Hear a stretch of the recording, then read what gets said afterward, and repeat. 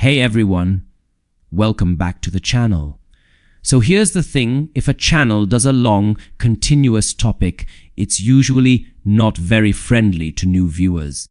You click in and you're like, wait, what are we talking about? Did I accidentally start on season 3? And then you just quietly back out and go watch something else. No judgment, we've all done it. But don't worry, we have a rule here. Every episode is designed to stand on its own.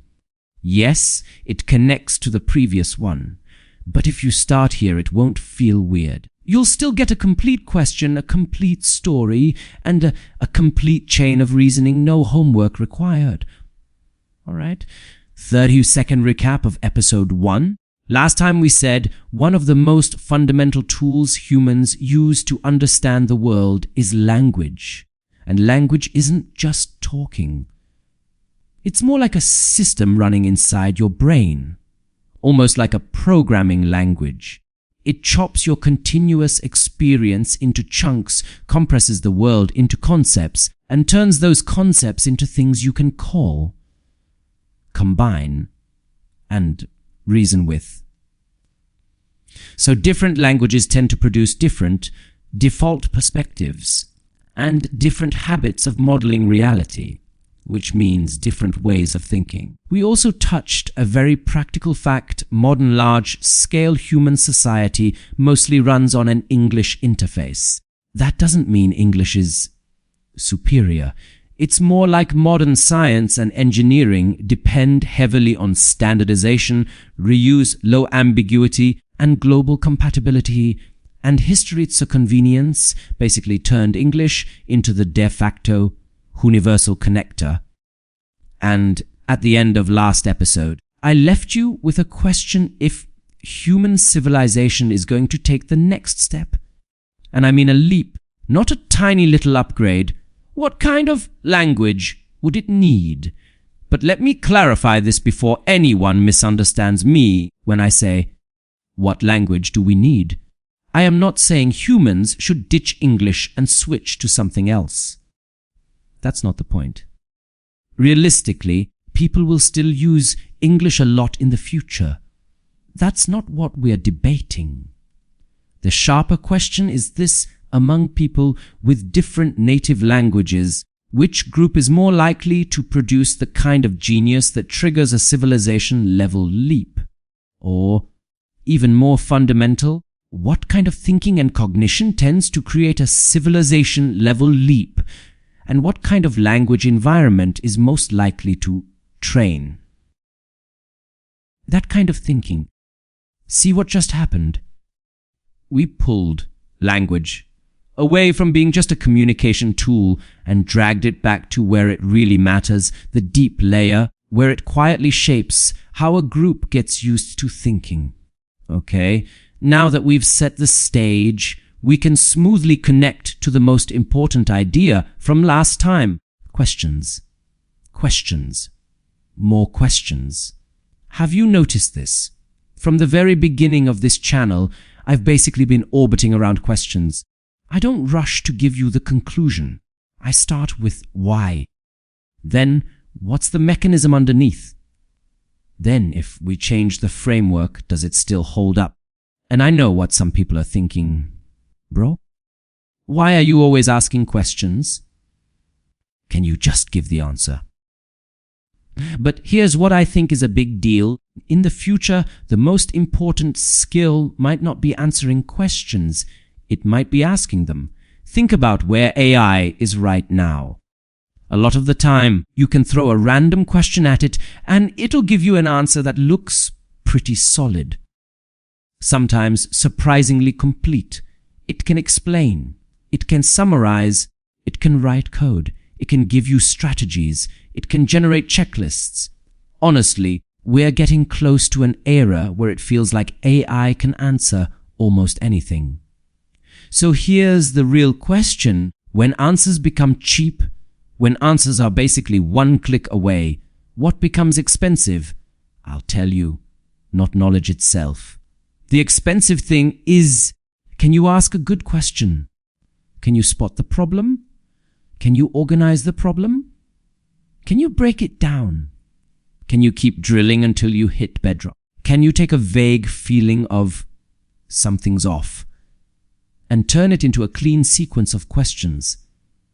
Questions that can actually be discussed, tested, and pushed forward, because future learning might look like this. You ask, why is it like this? You discuss with AIs, it gives you one version of an answer. You ask again, what assumptions are you using?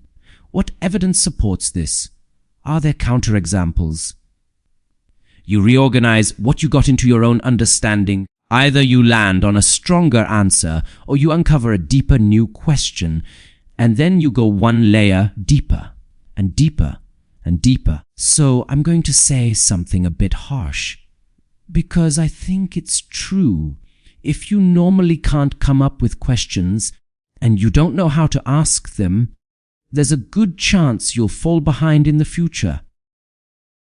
Not because you're not smart, but because you don't have a question-driven engine. You're just passively consuming information. Someone feeds you whatever they feel like feeding you, and you eat whatever's on the spoon. And if that's your mode, you'll only ever learn what someone else decided to serve you. And the scariest future gap might be this split. One group passively receives knowledge. The other group actively discovers and creates knowledge. And let's go even more extreme for a second. People in the future might not need school the way we think of it today. At the very least, the shape of learning is going to change dramatically. AI tutoring could genuinely be more patient, more personalized, and more systematic than a normal teacher in many situations. And here's the key part.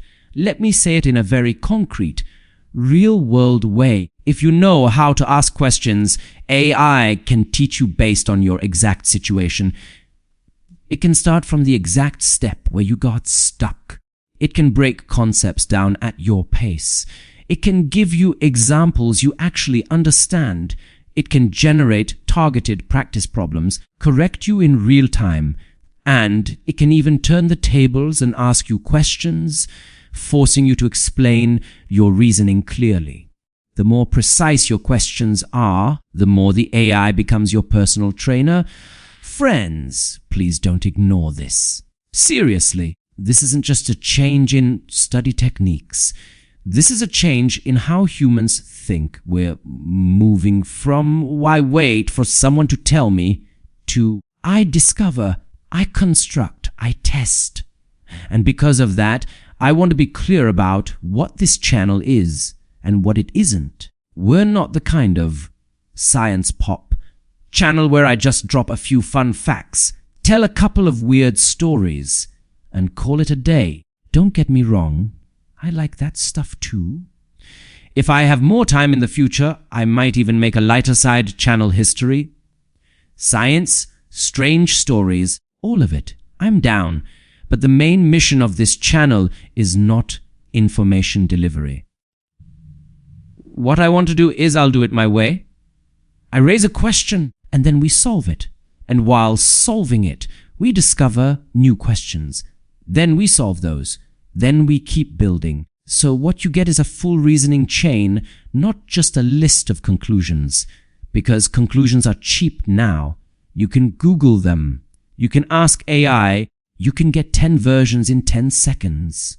But the real skill is, how does a conclusion grow? How do you build it? How do you test it? How do you know what you even should conclude? And I'll share something with you. I actually had a completely different episode 1 script ready. Very specific, very practical.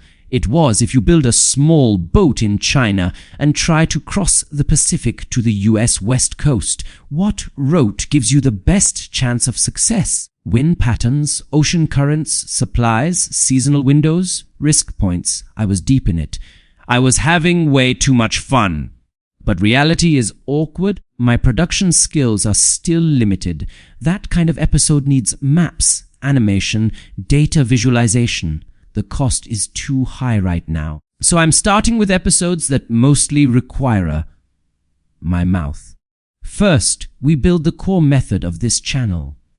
Later, when my production is better, we'll bring those hardcore topics back and go full power. Alright, back to the core goal of today. We said future cognition shifts from passive receiving to active creation. To fully explain why that happens, one episode is not enough. But we'll take it slow. For today, we grab a sharper question first. If the future produces the kind of genius that triggers a civilization-level leap, what language environment is that genius most likely to come from? Or put differently, what kind of thinking style is most likely to produce that leap? And honestly, we've already planted the answer. It's not about which language is better. It's about a capability, the ability to actively discover problems, actively generate questions, organize them into something you can actually push forward, and create new knowledge in the process of solving them. In the future, the real gap won't be who memorized more or who knows more random facts. It'll be who can keep asking good questions and turn those questions into a road you can actually walk.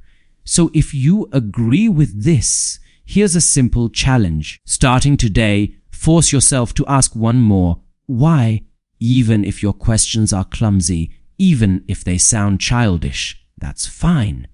Ask enough, and your questions get sharper.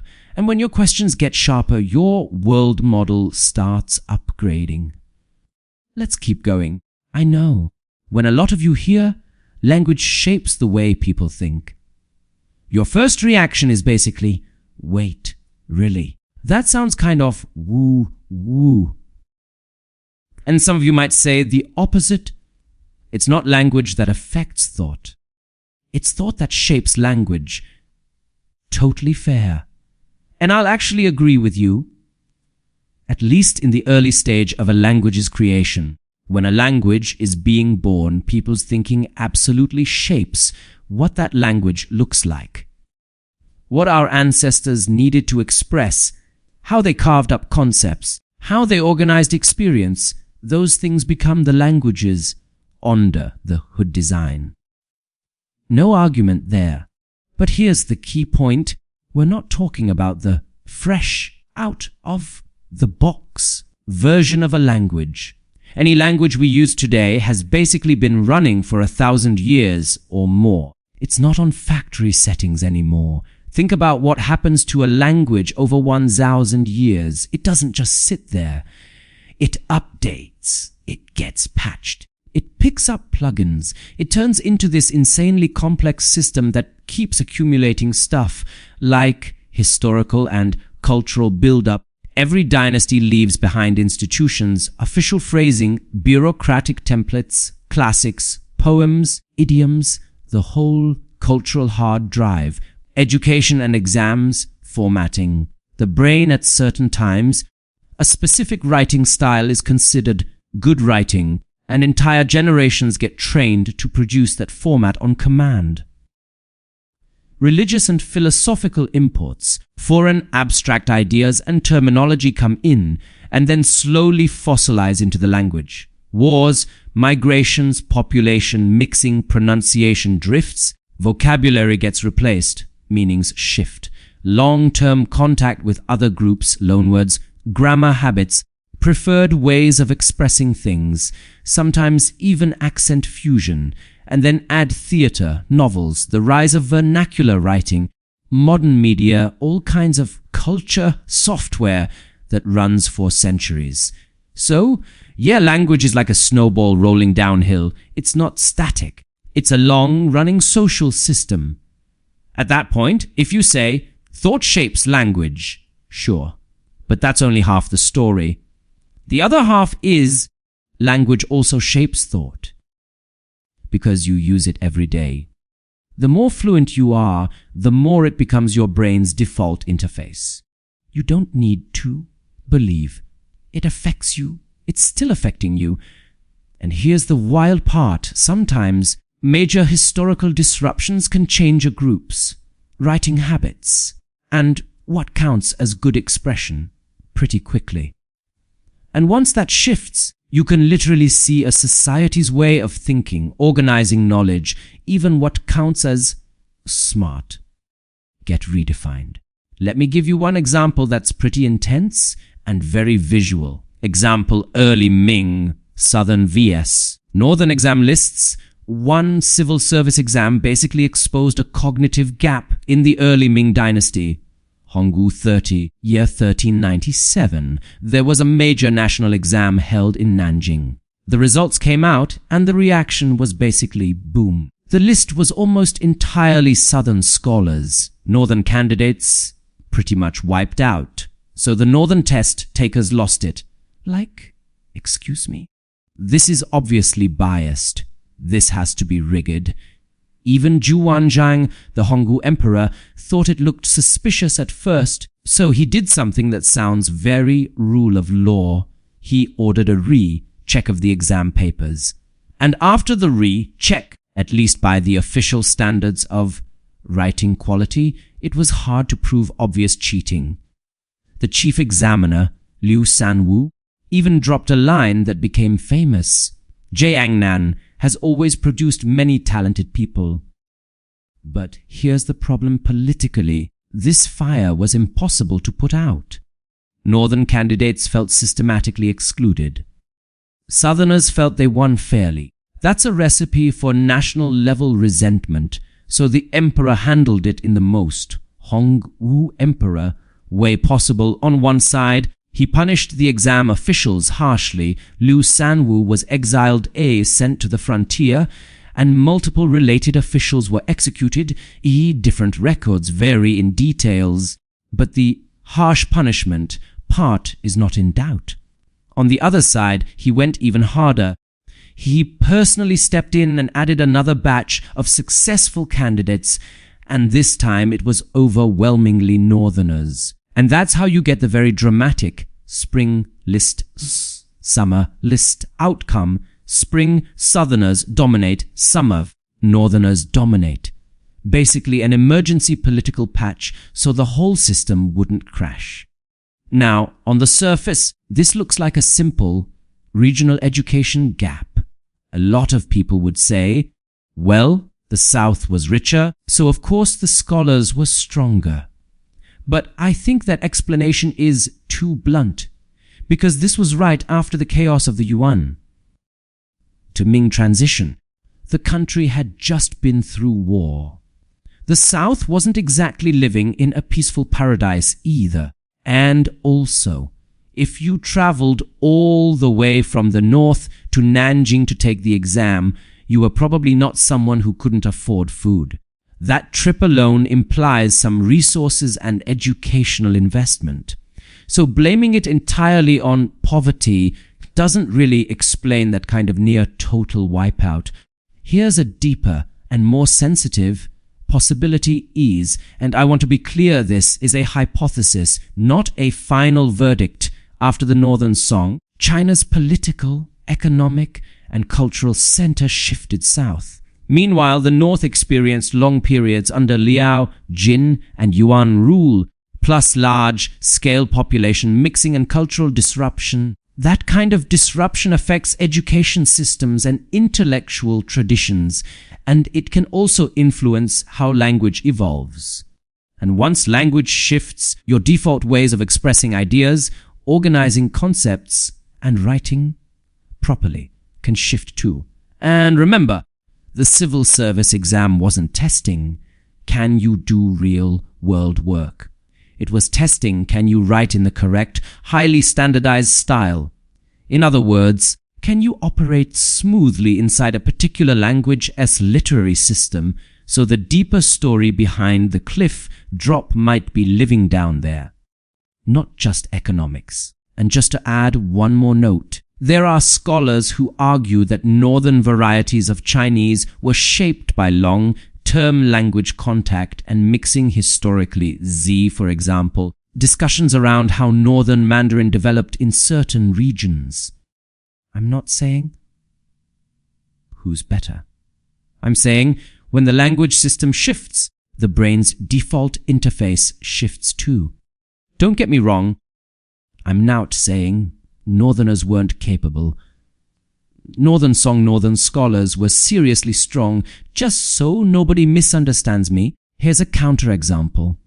In the Northern song, Northern scholar officials were absolutely powerful, so powerful that political factions could even form with regional color. Historical sources describe how the Old Party later split into groups like the Luo faction, Shu faction, and Shuo faction, with the Shuo faction associated with Lu Jie. So you see the contrast, same North, same exam-based system. In the Northern song, you get people who can dominate politics in the capital. But by the early Ming, Northern performance in the exams shows a much bigger gap. That suggests the cause isn't something lazy like geography decides everything or bloodline decides everything.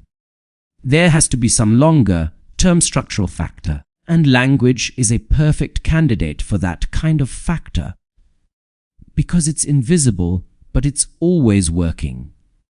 Language doesn't directly tell you what to think, but it quietly shapes what you're more likely to notice, how you tend to organize knowledge, and what kinds of expression feel natural and smooth. One more topic that always starts a fight are these dialects, actually the same language. Let me diffuse this landmine before we step on it. People always ask, Mandarin, Cantonese, Wu, Minnan, Hakka, are these really the same language? In Chinese, we often call them dialects. But from a linguistics perspective, mutual intelligibility between these branches can be very low. So it's totally reasonable to treat them as different branches or even separate languages within a larger Sinitic family. At the same time, one thing matters. They're all constantly changing. None of them are living fossils of ancient Chinese. Some academic discussions emphasize that anything spoken today is modern, and no variety is automatically more orthodox or superior. Different branches preserve different parts of older sound systems, but in different ways. So the safest, most stable framing is think of them as different branches inside one language family. Different branches, different default expression habits, different thinking training paths. And that's the point we actually care about. All right, we'll stop here for today. I know some of you are thinking, hey, what about the question you left last time? You still haven't answered it. Yes, I know. I didn't forget. But I want this channel to stay a little freer. Today we had too much new material come in, and if I force the old question back in right now, the pacing is going to fall apart. What I can promise you is this: every question I raise on this channel, I will eventually answer. And the further we go, the more systematic this whole framework becomes. In future episodes, we'll also look at languages like ancient Greek, Arabic, and Sanskrit, and how they shaped human knowledge structures and ways of thinking across history. If you like this, start from a question and chase it all the way down. Style subscribe. Thanks for watching, and I'll see you in the next episode.